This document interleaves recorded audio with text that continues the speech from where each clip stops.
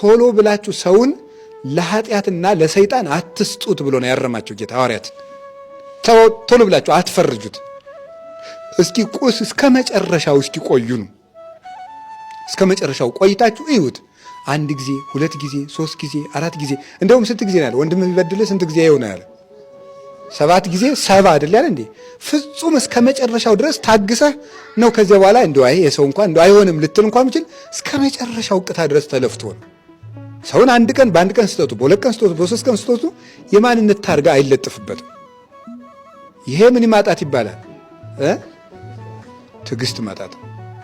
እና ብዙ ሰዎች እንዳይመለሱም እንዳይስተካከሉም እንዳይታነጹም የምናደርጋቸው ቀድመን ሰው ደግሞ ልከኛና ለክብሩ ተጨናቂ ስለሆነ እንዲህ ነህ ስንለው አዎነኝ ምን ታመጣለህ ብሎ ይጠፋል። እና እንደዚህ ሰውን እስከ መጨረሻው ድረስ ህቅታ ድረስ ታግሶ እንዲመለስ ማድረግ ትዕግስተኛነት ይባላል።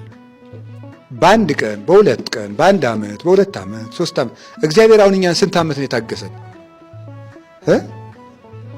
እስከ ዛሬ እኔን ከሆነ በእድሜ ልክ እናንተንም ከሆነ በእድሜያቸው ልክ ነው። ሰውን እንደ እግዚአብሔር በእድሜ ልኩ እንኳን ቢሆን መታገስ አለብን ማለት ነው።